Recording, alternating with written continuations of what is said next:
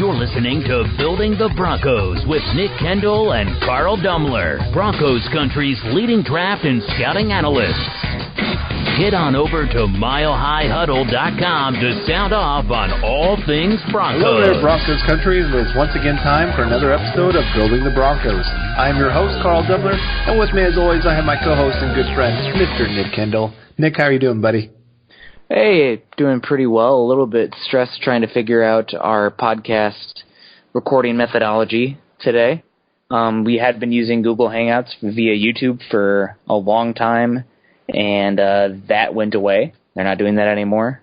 And we knew that was coming, but of course waited till the last minute to figure it out. And the software that Chad told me to get was not for Mac. I have a Mac. It's an old Mac. It needs to be replaced, but so that wasn't going to work. So we're recording via Skype as a recording function. So if there's anybody out there like, hey, what's up with their sound quality?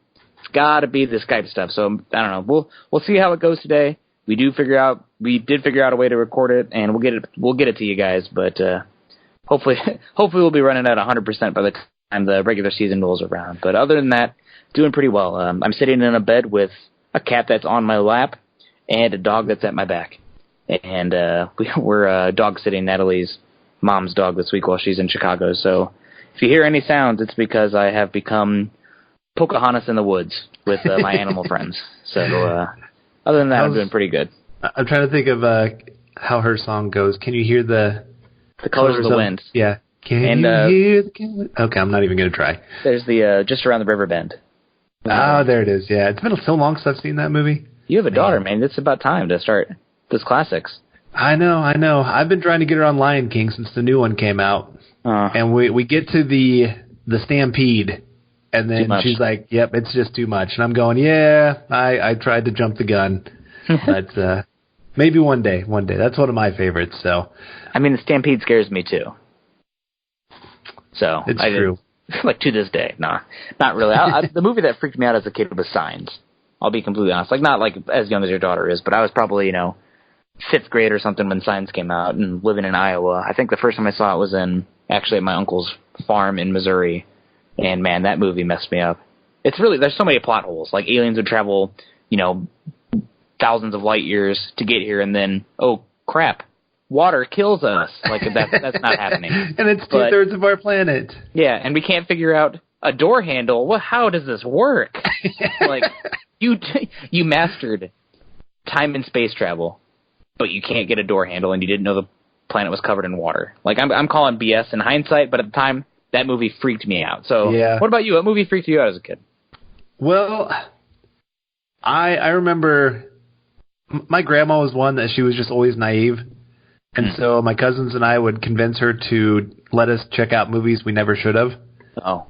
And so, Chucky the doll, man. Uh-huh. I had nightmares about that thing. And my grandma had a doll that looked exactly like Chucky. So it was double. Great. Like we used it to scare my other cousin, my youngest one. Mm-hmm.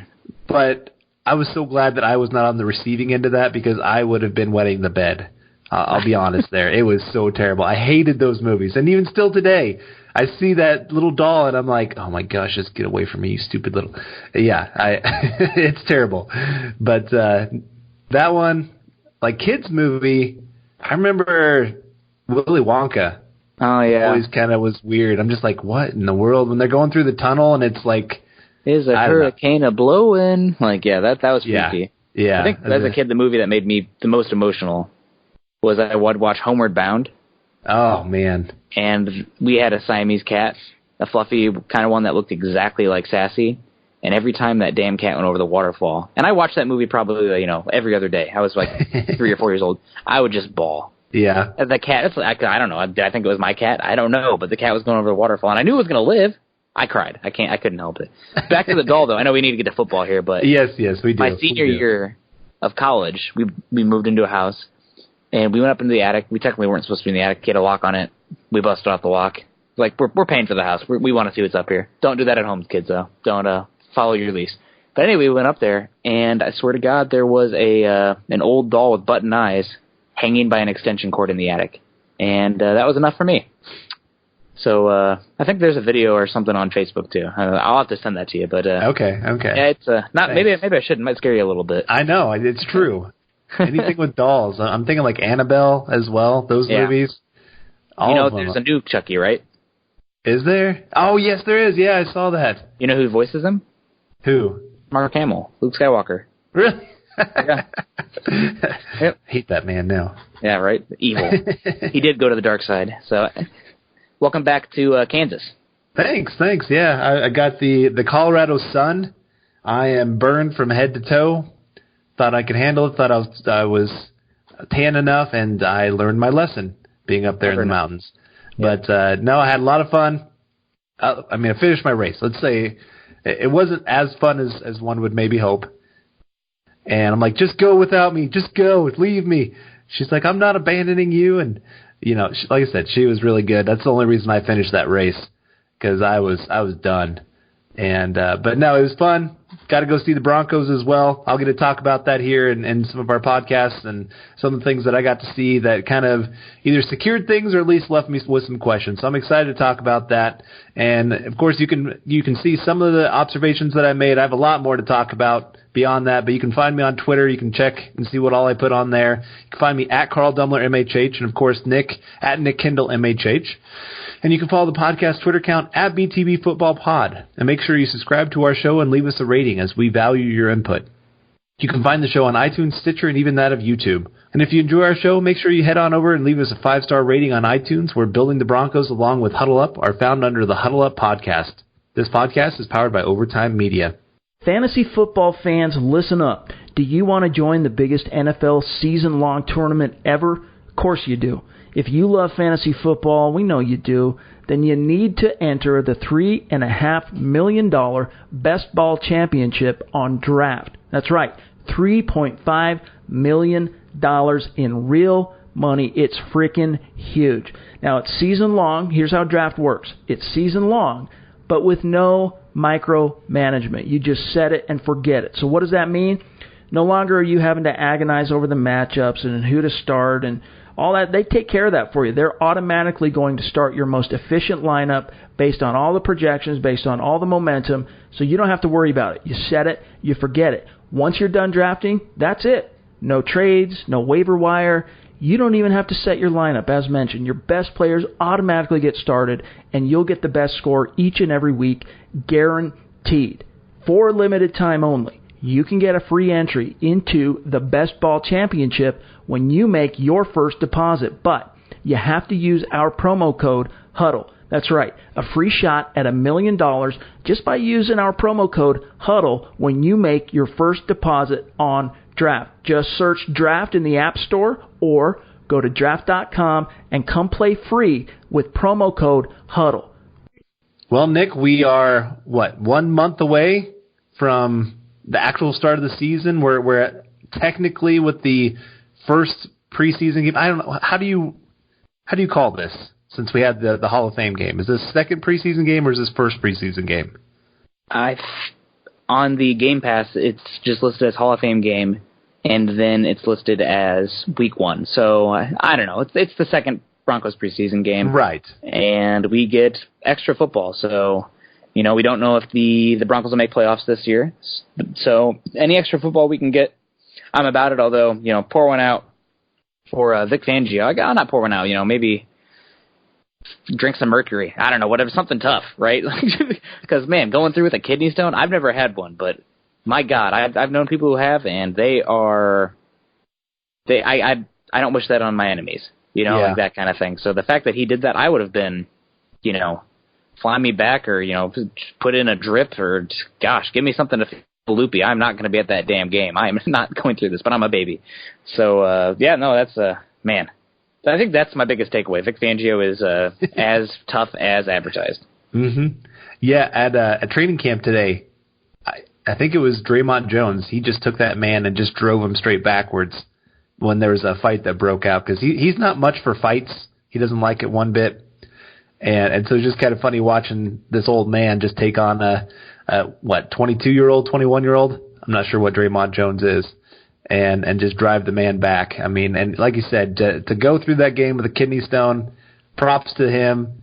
I'm glad he's our coach. I wouldn't want to face him because, I mean, this guy is tough as nails. Glad to see him on the sideline. We'll talk about that a little bit more of what observations we made of him as a head coach, since that is kind of it's obviously his title, but they kind of brought him in to mostly be defensive coordinator plus head coach. And just some of the decisions he made, we'll grade those a little bit here.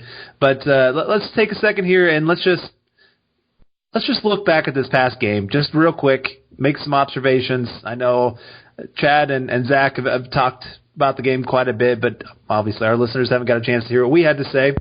And so let's just start with what did you like about the game? What did you see that just really had you excited with this past game? Well, for me, it had to be, I guess, the starters didn't really play. Pretty much no starters play. I think we had Gotsis on defense, and then we had the starting left side of the offensive line as well as Fant and Hireman. But I think I got to start with those starters on the offensive side of the ball. McGovern had no bad snaps, which has been plaguing him through camp. So that's a positive. I'll take it. And I really liked what I saw from that trio. Bowles, there was one play where he looked a little bit late to react to the edge pressure, and he got his shoulders perpendicular with the line of scrimmage, which is not what you want. And I still see him leaning a little bit. His punch isn't the best, but for what he is, he's a really smooth mover. And when he can get behind guys and win that leverage battle, he can drive them back. So I thought, and Reisner, first game, good job. So those three really impressed me. And then also the blocking of Hireman and Fant was better than advertised. I've seen Fant, and I definitely knew that he improved during his time at Iowa, but he was getting after it. And that holding call, it happened. It's going to happen, especially the cutback, that kind of stuff. He was in position, and then you saw the cutback happen. So not great, but, the touchdown block, both Hireman and Fant were just absolutely getting after it and really helped clear open that space, as well as Don Barclay, but he didn't. After that, he kind of fell off. So right. I was really impressed with those blockers. And I even want to throw out Jawan Winfrey as well. He was really getting after it as a blocker. So that makes me excited for the possibility of not only, we see big plays in the pass game, whether it be the screen game, but the opportunity for big plays in the run game from Freeman, Riddick in the short pass game mostly, and Lindsey. So if you have those guys, especially the exterior blockers, the tight ends, and the wide receivers getting after it like that, that's a chance for some big plays. So that was probably something I was very excited about.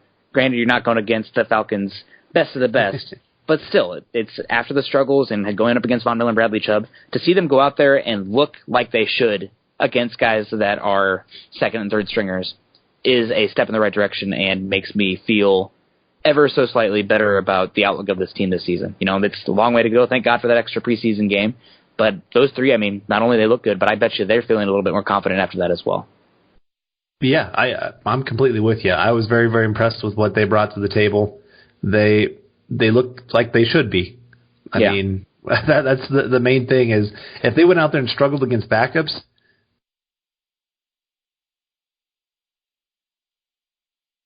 out there, they did what they were supposed to do. Like you said, Noah Fant. I love that the broadcast crew actually commented.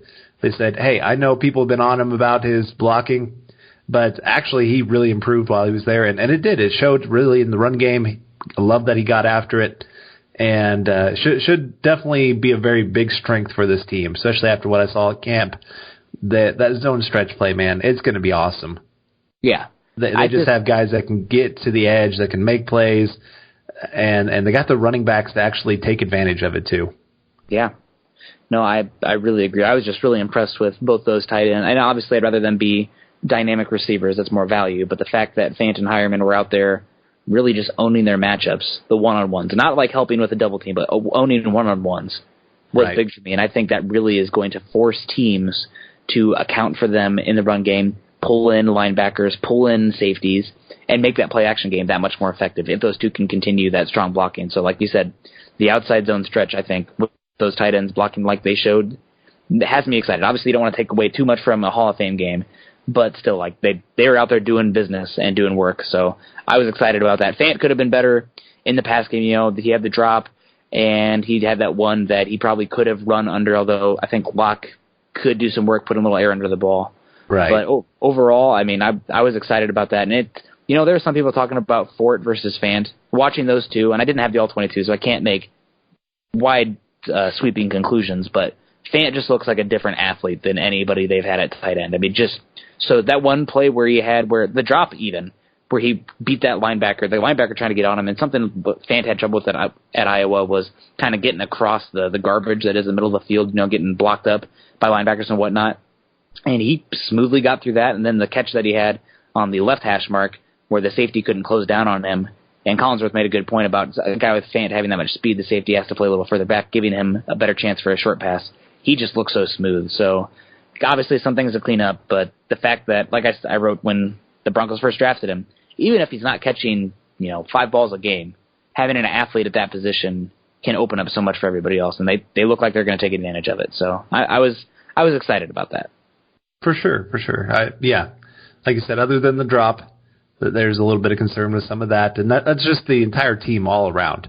Yeah, and I'll talk about that here in a little bit more. But my big thing that I loved, I'm going to go the opposite side of the ball here, still in the trenches, that the defensive pressure.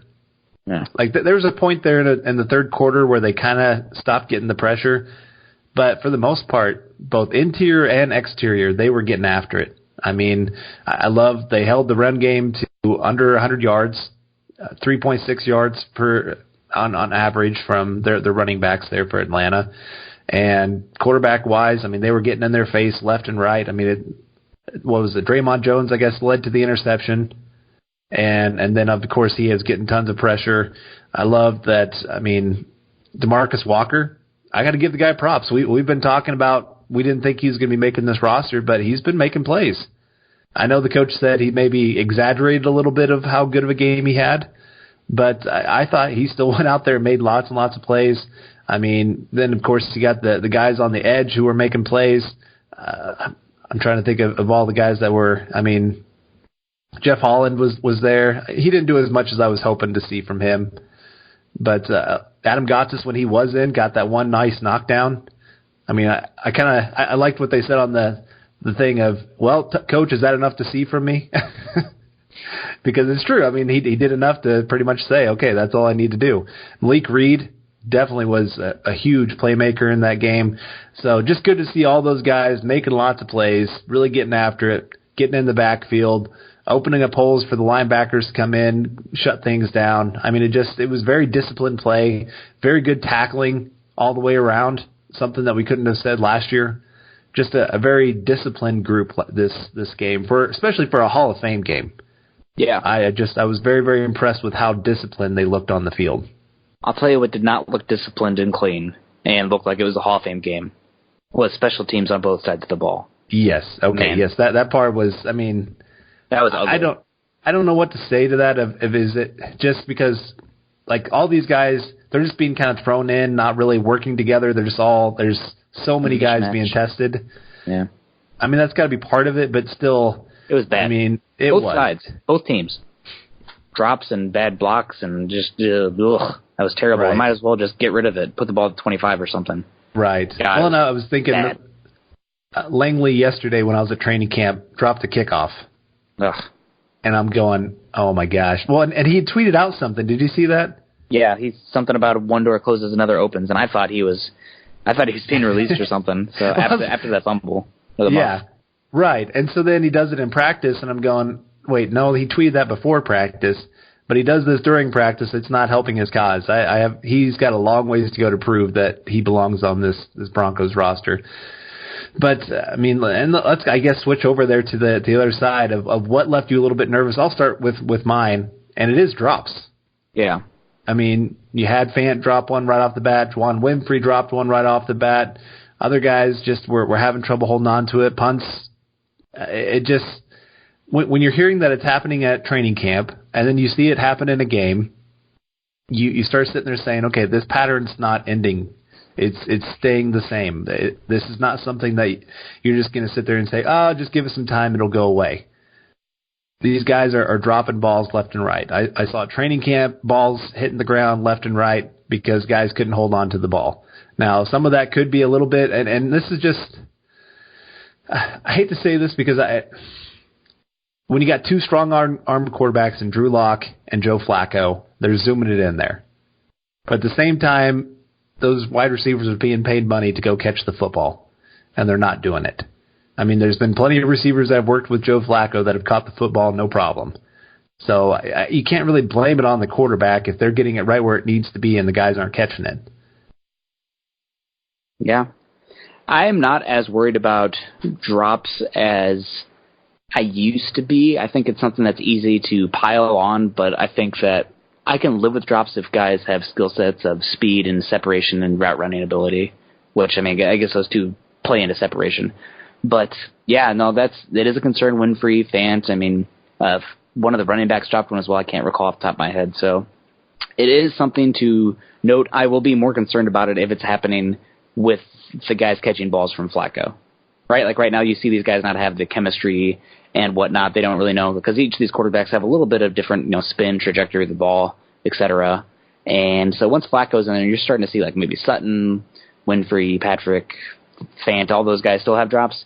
Preseason, week 3, Broncos game 4, and the Broncos' third game, which will be week 2. Those will be ones that I'll have my eyes on and be somewhat a little bit uneasy with. But right now, I'm not too worried about it. For me, and we're going to stick on the offense here, and you were talking about the drops. Mine was more of the lack of explosive offensive plays. There were a couple chances in this game for the Broncos, and granted, this isn't real football. You're not seeing the best of the best out there. Guys trying to make the roster, not the most creative play calling going on. Although there was more blitzing than I thought there would be.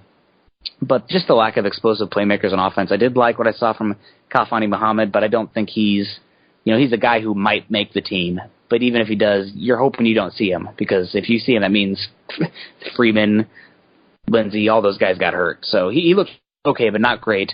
And then, Winfrey, I really liked how he was separated. He looked strong, but, not dynamic down the field. I didn't see him busting open deep very often. And then even Fant, missing that deep one. So for me, it's something that I'm going to have an issue with probably all season until Sanders gets back. I'm worried about the lack of explosive playmakers on offense because you need those chunk plays. This isn't the 80s anymore where you're going to have 15-yard play or 15-yard drives, nickel and diming it down the field and whatnot. You need to have some big explosive plays where you can get chunk yards quickly. And that did not look like it was going to be possible with the Broncos at this point. And, that was a big worry for me coming in. Nothing that I saw in the game made me feel better about that. So hopefully they'll be, with the first team offense out there next week for a series or two, hopefully we'll get to see a little more of that. But I'm definitely worried there. I'm less worried about the offensive line and more worried about the weapons. Yeah, that's kind of the crazy thing, I think, was I was very impressed with the offensive line all around. The third unit struggled, obviously, once some things started making some changes like that. But, the first and second unit that were in that game, I thought really held their own. I thought they kept things very, very clean. But you're right, the weapons, very lacking in what they can do around the field. And it definitely showed. How many yards did the Broncos have total? Around 200? Yeah, not great. So, yeah. And like I said, there were a few big plays that were left out there. Drew Lock, if he hits on those 2 big passes, it's a whole different story when you're looking at his game. All of a sudden, you're looking at a guy that's, 9 of 11, probably has about 150 passing yards and possibly 2 touchdowns. And that's with 1 drop by the running back, David Williams. So, again, if you hit on a couple of those plays, but they didn't happen, and so we can't really count them. Yeah. No, absolutely. You are correct. And, if it doesn't happen, it doesn't count. So that's my biggest concern. And on offense, they really need Sanders to come back, and you're not going to really see the run game in training camp and whatnot. So Philip Lindsay's going to have to be that other guy. So those are the 2 explosive playmakers, and they've really got to step up. Fant as well. I guess he's potentially one as well. So you got to get those guys.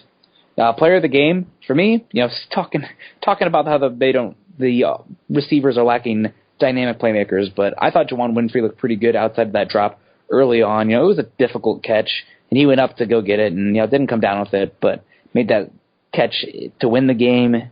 The deflection that he came down with, which was awesome, and I thought he was looking pretty good in his routes. Considering this is his first action, I thought he was getting pretty good separation in that intermediate part of the field, 10, 15 yards down the field, and had a strong game. And also his blocking was great as well. So he's a guy, I think it's kind of hard to pick an MVP for the small amount of action these guys are getting. You have limited reps. But I thought I think I'm going to give it to Winfrey in this game. I don't want to put the cart before the horse. We need to see more. He's not going to be jumping over Hamilton and Sutton just yet, but I think in my mind, he has supplanted Patrick, and I think he had a good game, and I'm excited to see even more from him going throughout the preseason.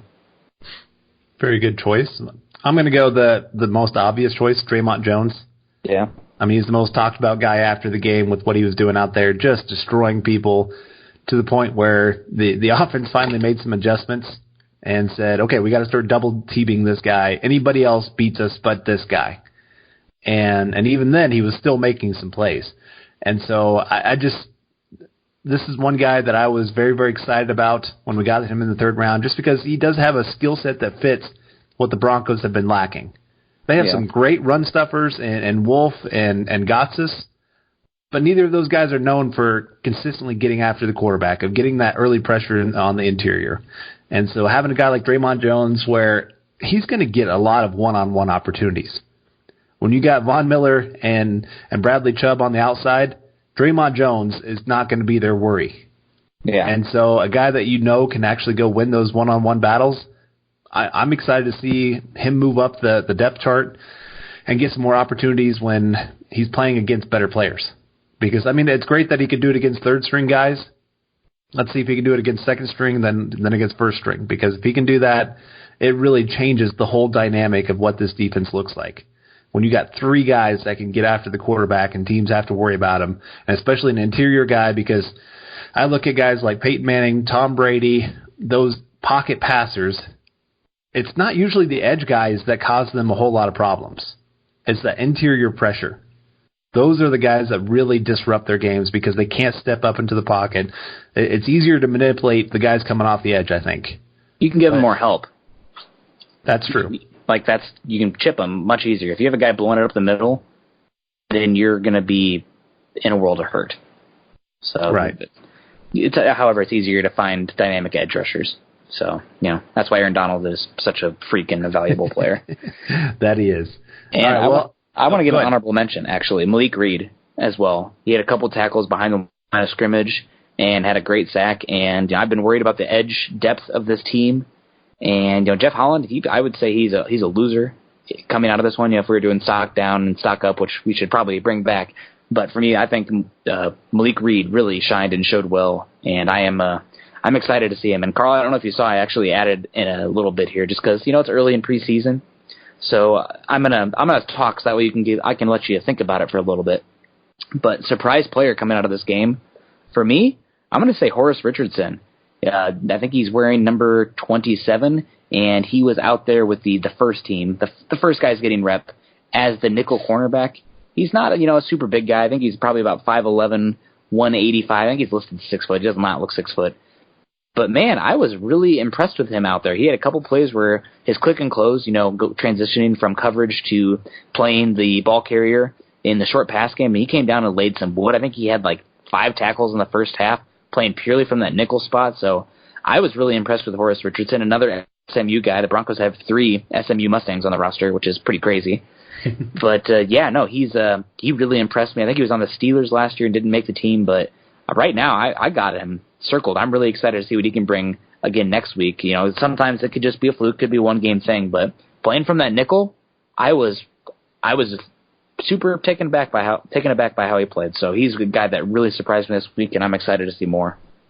Well, I'm going to stick with the cornerback group, and I'm going to go with Devontae Bosby. Okay. I mean, it wasn't a complete shock, I guess, but I mean, I'd heard that he's doing really well in camp. But you always want to see it against other teams. Is it because the Broncos receivers are just that bad, or is it because he's actually playing that well? And there was so much talk of just how great of a fit he was going to be with this system, how he's just a turnover machine, and I saw it. I mean, this guy was click and close.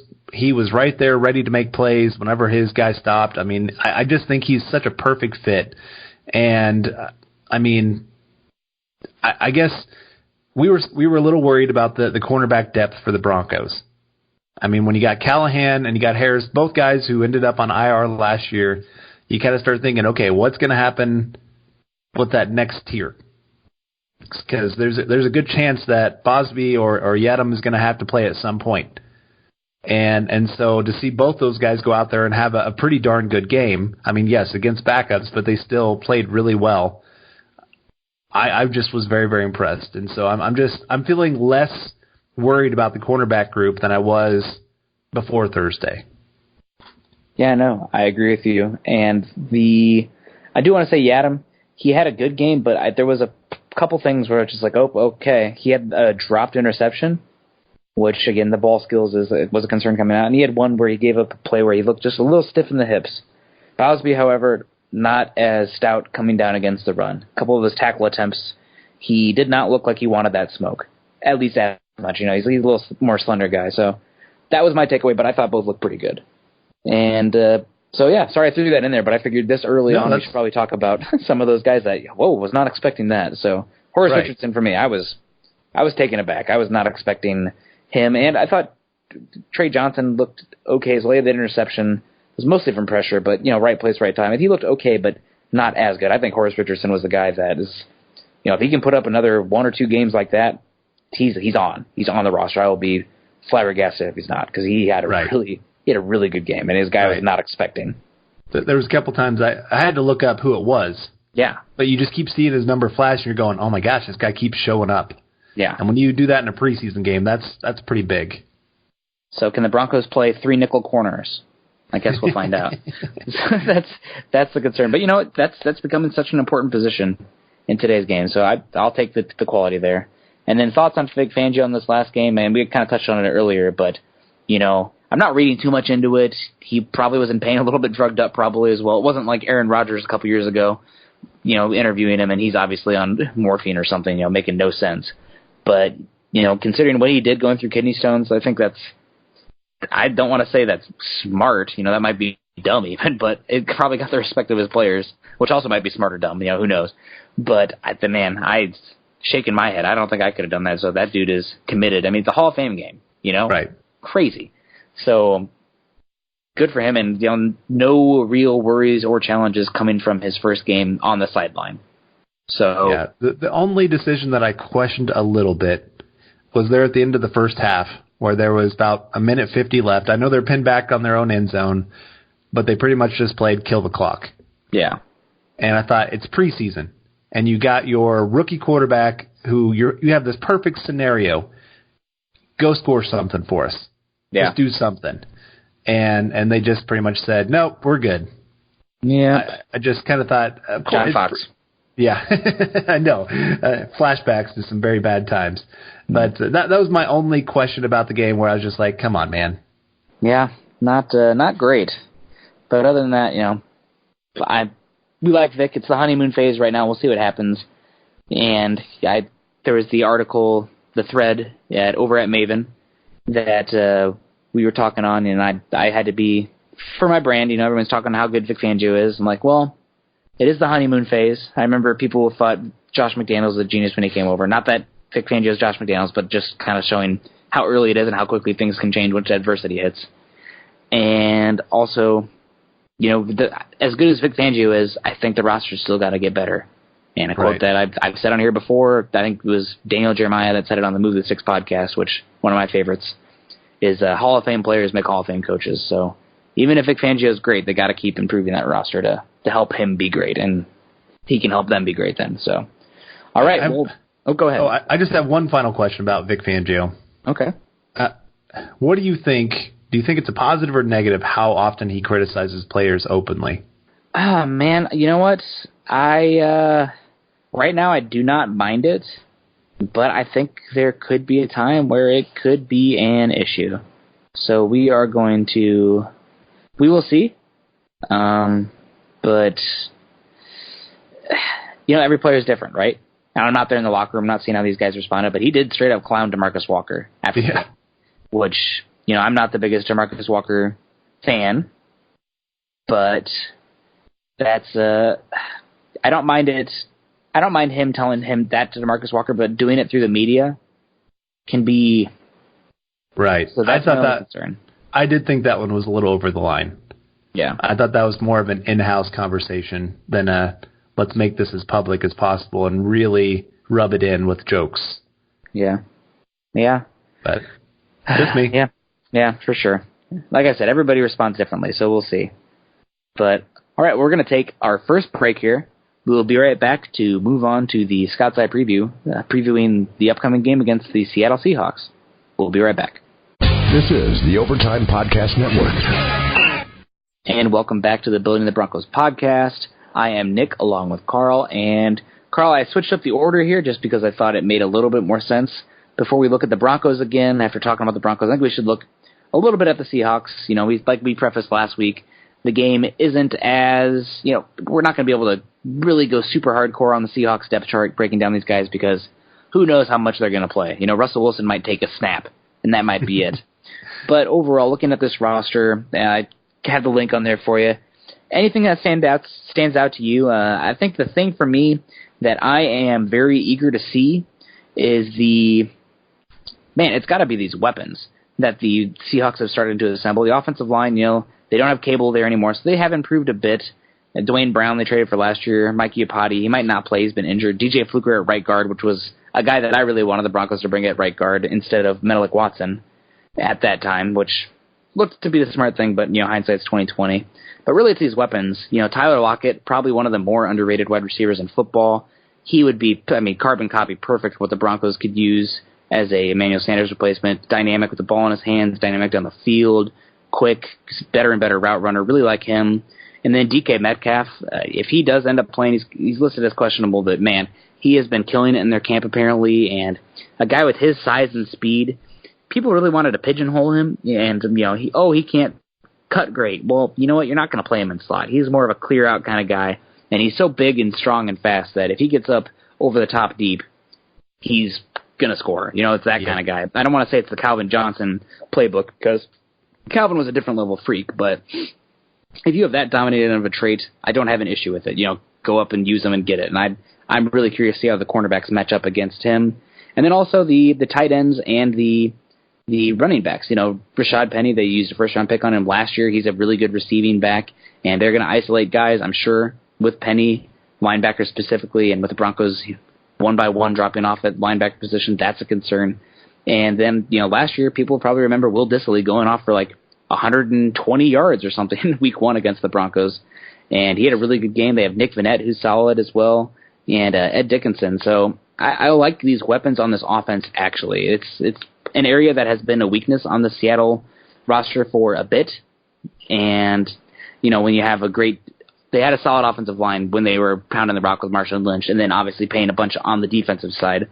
But these weapons, especially Tyler Lockett, I really like Tyler Lockett's game. I think he's a Kansas State guy, isn't he? Do you remember him? Yes, he is. Yep. Yeah, man. I should have let you talk about him. I'm sure you have a little bit more to say about him.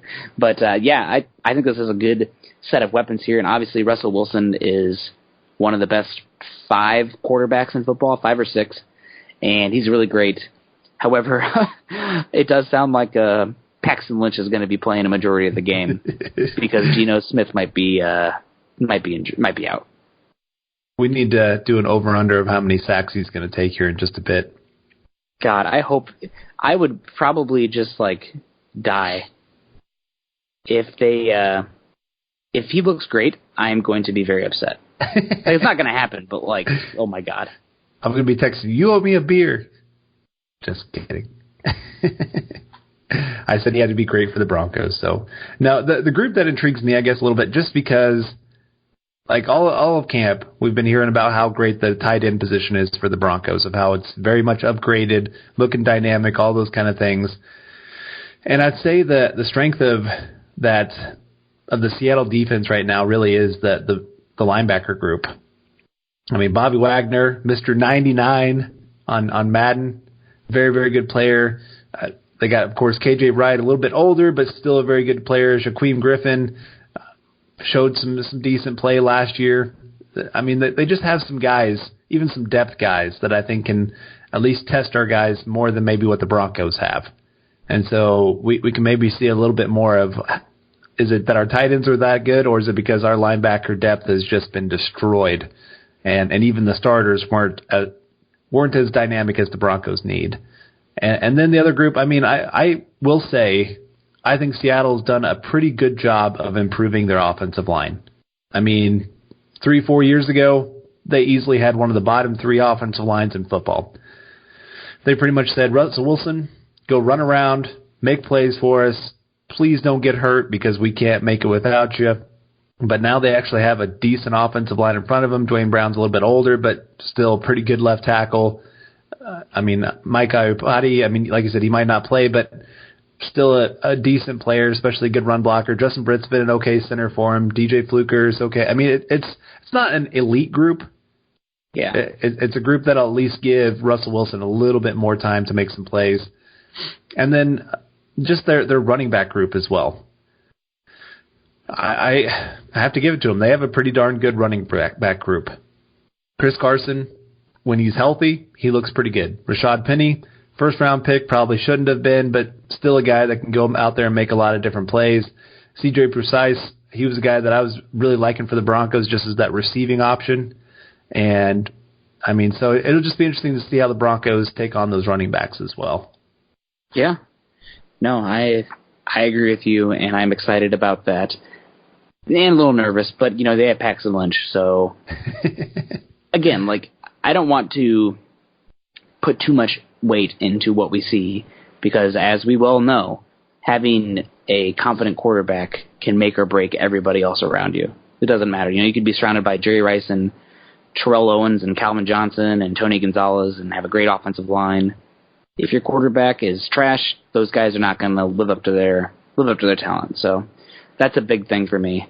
So I got to ask, how do you think Paxton's going to do this week? I know that listeners, if you're new or you're coming back or you're not aware, Carl and I had a bet, I think it was almost immediately after the Broncos drafted Paxton Lynch, that I said Paxton Lynch is going to not work out and the Broncos are going to regret having him, and he will not be a starting quarterback for the Broncos within 3 years. And we bet a beer on it. Turns out I was right. Theme of the podcast. No, I'm just giving you shit, Carl. But well, and my problem was I got so stubborn I doubled down. So now I owe you and your fiance a beer. That's right. Yeah, she was not a. She watched that Atlanta game and she's like, "Wow, this guy is just doesn't have it." She's not a crazy fan, but she was happy to get the beer. Worst case, I would have had to buy you two, right? Yeah. It was going to be on me. Right. It's a win-win. Yeah. Thankfully, I didn't go buy his jersey. Oh my God. That's why you wait. It's true. I commented to somebody on Twitter that's a big Drew Lock fan that I looked for his jersey in the storeroom at the training camp, and they didn't have it there. So I guess I didn't have to be tempted to get his jersey that he's going to be that next great thing. It's just, we're both this way. With your team, if you get that good young quarterback, it just really sets up everything for your organization. And so when you don't have it, you want it. And especially when I'm in Chiefs area, nation, or whatever kingdom, Chiefs kingdom. We had this conversation last week. And they have, of course, Mahomes. It just makes it all the more that the Broncos have to get this quarterback situation figured out. And so then at least I can have something to fight back with instead of them saying, we got Mahomes. Well, we got Joe Flacco. Don't know what to tell you with that. But, I think he'll do okay. Okay. It's preseason. Simple. Not going to ask him to do a lot of reads. Although the Broncos brought pressure and they looked like they were doing that matchup zone. So I don't know it's not like the Broncos are hiding anything. They're trying to get the concepts out there and the chemistry going. So right. I don't know, man. I'm hoping it is really ugly for him. I would love to see, 14 points off of turnovers for the Broncos defense. Yeah. I guess it depends how quickly they get out that first-string offensive line, because as much as I want to say that they've improved that first string, they're kind of like the Broncos. That second string, you're going, oh, my gosh, who is this? I liked Jamarco Jones when he was coming out a couple years ago, but beyond him, there's not much there to brag about for them. So he could be running for his life with how much pressure the Broncos can bring with that's the strength of their team is their pass rush. Do you remember Luke Polglaze? Luke Polglaze used to do the Lockdown Broncos with Chad and wrote on Mile High Huddle. I think when you came in.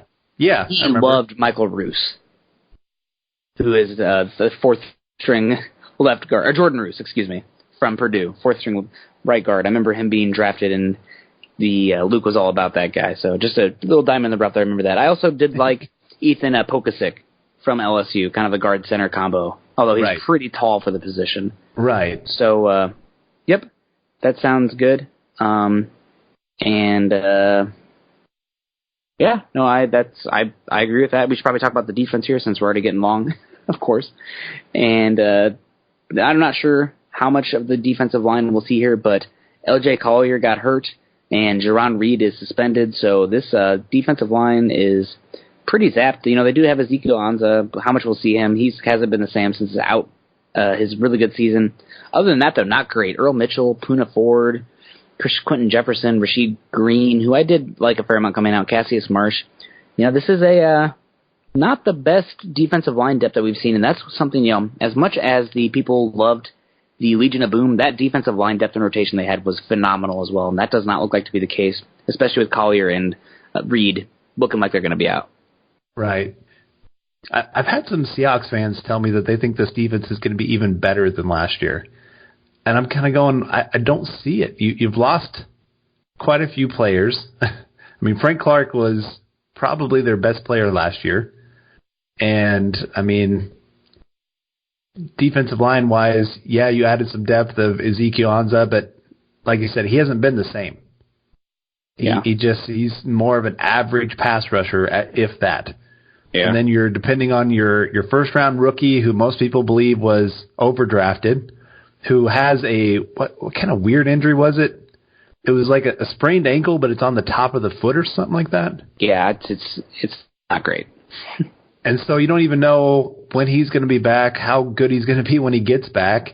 Then you said it, Jerron Reed is suspended.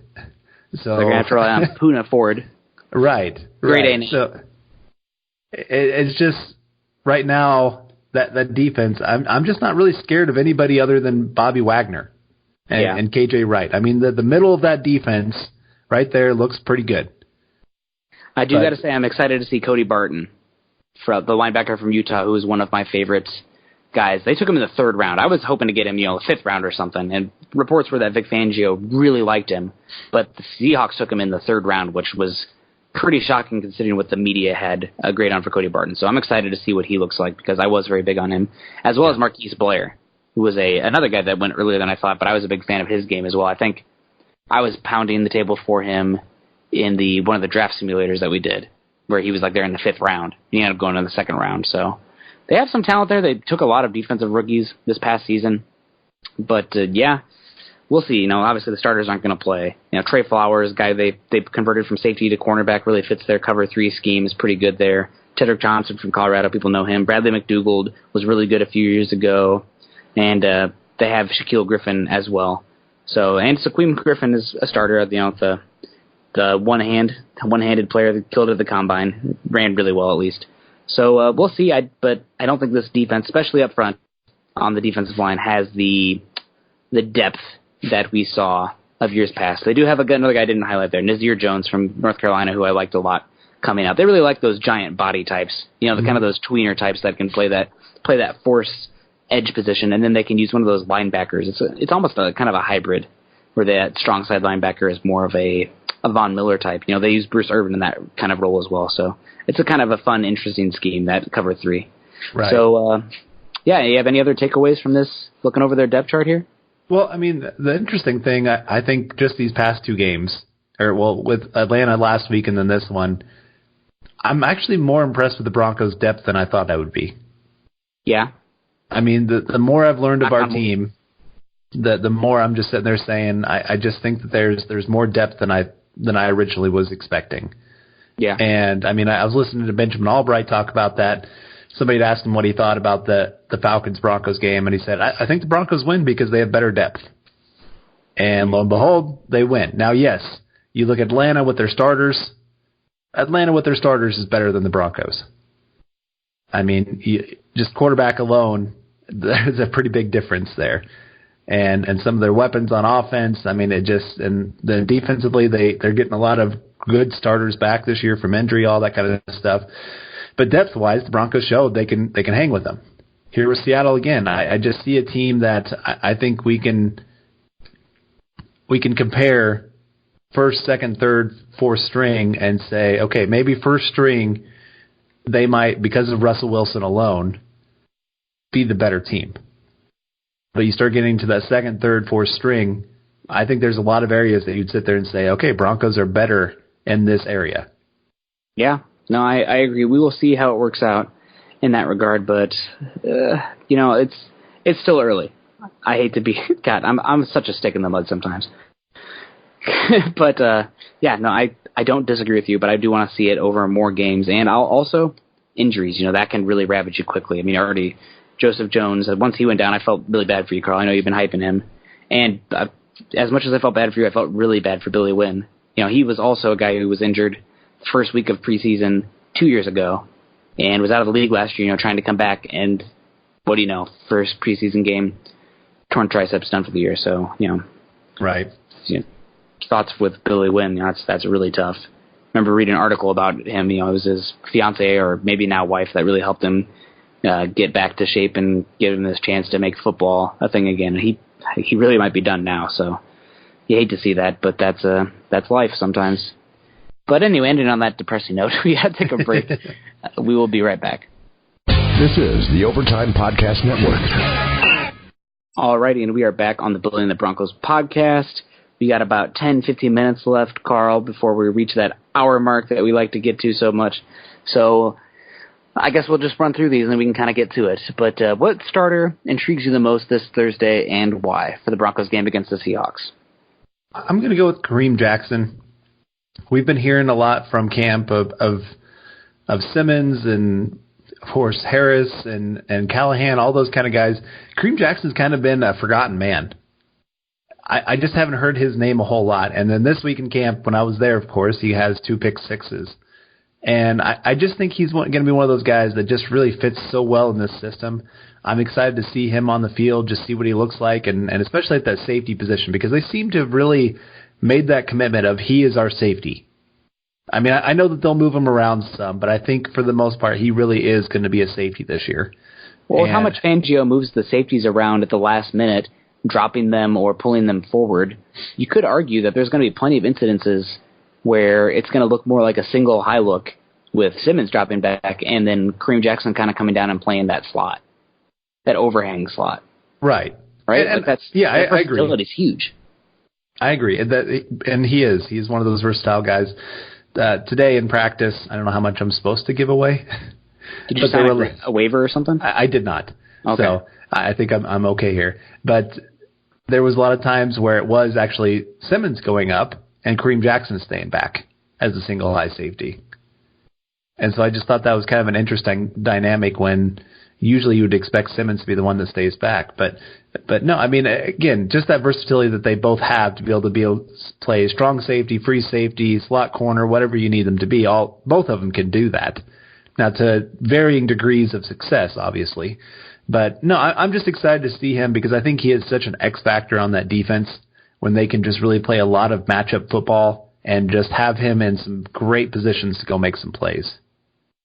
Yeah, I'm with you there. For me, even if it might be just one series, it's got to be Joe Flacco, right? Like the quarterback, the season's probably going to come down to him. So, yeah, no, it's Joe Flacco. Hopefully he'll be out there, but really just stay healthy out there. Go through your reads. If you don't have any big plays, that's fine. Just no negative plays, and go out there and look competent and comfortable. That's the biggest things for me. I was going to ask you, what would you consider a success for Joe Flacco on Thursday? Goes out there, doesn't do a 3-and-out, makes the right reads, doesn't look way uncomfortable or out of base, and just runs the offense and looks calm, cool, and collected. I'm not expecting anything great, just in this game, all season, from Joe Flacco. Excuse me, but that's the big thing for me. I just want him to go out there and look like he belongs. He's been here before. New team, whatever. He's still going to go out there and play football. So that's the big thing. But I'm intrigued to watch him and see what he can do because Broncos need some stability at quarterback more than anything. So, yeah, definitely. I'm not rushing out to get a Joe Flacco jersey anytime soon. But this might be his only year. But it was knows? there. You saw some?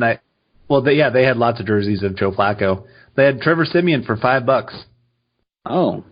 $5, everyone, at training camp. So if you really want to get nostalgic for the past couple years, yeah, got a nice deal there for you. I'm good too. I've started drinking heavily. It's true. But now let's switch off from just a single player to unit. Which unit really intrigues you the most to keep an eye on in this one? I kind of touched on it a little bit, but for the Broncos, it's got to be linebackers, right? Seattle loves to run the ball. They have mobile quarterbacks. Paxton Lynch is mobile. He's going to run. And last year, the linebackers and safeties were killed by Seattle. They have good receiving running backs from Rashad Penny all the way down to, who's the other one? They have another one, too, that's, his name's escaping me right now. I don't have the depth chart up anymore. Are you talking about CJ Precise? Yes, exactly. He is pretty much a wide receiver. So he's one that is pretty good in that regard. And then the tight ends as well. So really the linebackers, considering how thin they are and the demands that Seattle is going to place on them. I mean, Tyler Lockett can play slot too. And if the Broncos play in zone, Tyler Lockett's probably going to have a couple chances where he's over the middle. So really linebackers for me. I had a weird I was sitting next to some people that I didn't know. And one of them noticed with the outside linebackers that one of them disappeared. I said, hey, they went from 7 down to 6. I wonder what happened to that other guy. And I made the comment, I said, some of them are hybrid players, so sometimes they switch between being off-ball or a pass rusher. And the guy just started laughing. And I'm like, I wasn't telling a joke. I don't know. But I'm just thinking right now, especially they're down to 4 true off-ball linebackers. Not great. Of course, then they have Justin Hollins and Dakota Watson as well that kind of move back and forth between the two. So you could say 4, you could say 6. Either way, it's definitely not good right now for the Broncos. And I'll tell you, Joe Deneen did not impress. It's true. Watson may be a practice squad guy, but Joe Deneen did not look like he belonged. He had one good run stop. That's all I saw of good of him in that game. But looks slow and small. Yeah, and the other problem is it sounds like our linebackers that are injured, it's not just a short-term injury. It's not like they're going to be out for 2-3 days.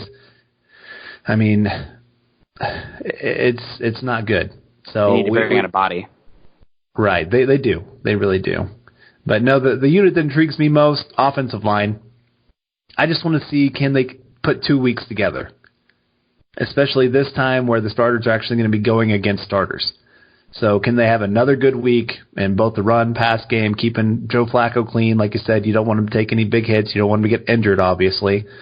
And just keep things moving. I thought they did a very good job this last week of opening up holes in the run game. I was actually a little more disappointed in some of the running backs. Yeah. Because there's so many times they just bounce it outside right off the bat. And I'm like, in the zone scheme, you got to have a little patience, wait for that backside to open up, and it's right there. The very first run play of the game, I think it was Muhammad, actually. I mean, yes, he had a great game, but he bounced it outside that very first play.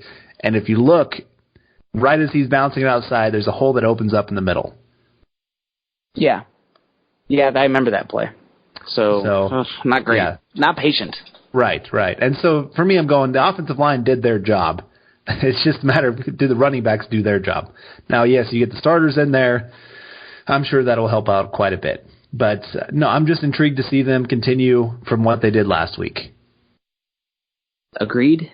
The unit that has me the most concerned, I would probably, it's still linebackers, right? We just talked about it. The depth there, not great. I think they're going to get picked on. So, guys I'm most concerned with and the most intrigued with, linebackers.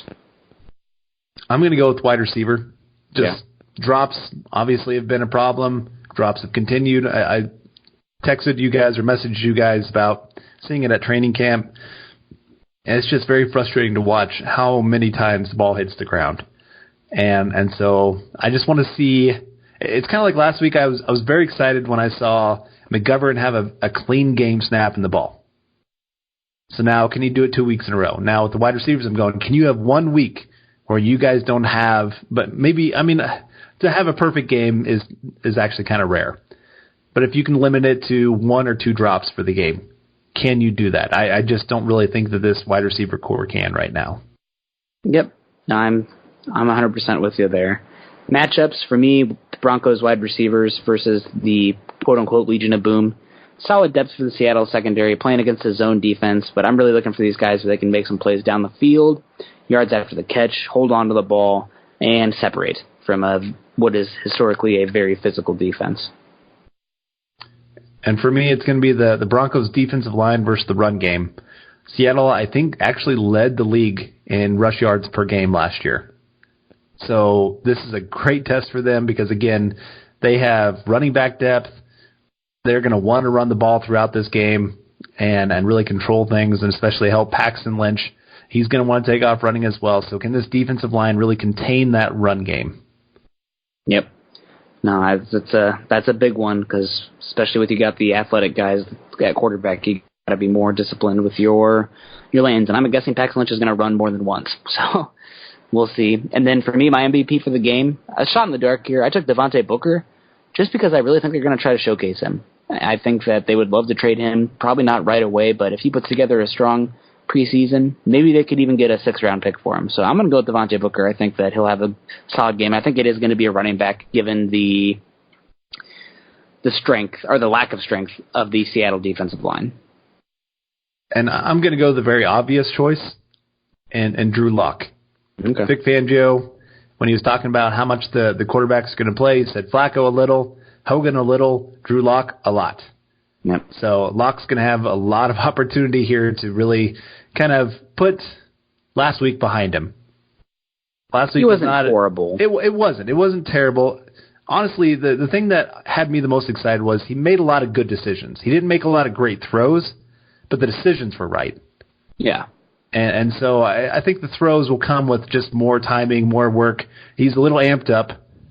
And you can tell off with his base. Right, he was. Right? He was. So I just think a week under him, I expect that he's going to have a decent game in this one. Yeah. All right, well, that's going to wrap up today's episode of Building the Broncos, powered by Overtime Media. You can find Carl on Twitter at Carl Dumler MHH and myself at Nick Kendell MHH. Also, make sure you head on over to milehighhuddle.com, which is now a part of Maven Sports Network and SportsIllustrated.com to find more content covering the Denver Broncos. Head on over to iTunes and leave us a 5-star rating and a comment, as your support can help us continue to bring you our Denver Bronco deep dives. You can follow the Building the Broncos podcast and all our other great audio content by subscribing to the Huddle Up podcast wherever you listen to your shows. You can follow us on Twitter at Mile High Huddle and at BTB Football Pod. For Carl, I'm Nick, wrapping up another episode of the Building the Broncos podcast. We hope you guys enjoyed it, and we will see you soon. Go Broncos. You've been listening to Building the Broncos. Join Broncos Country's deep divers at milehighhuddle.com to keep the conversation going.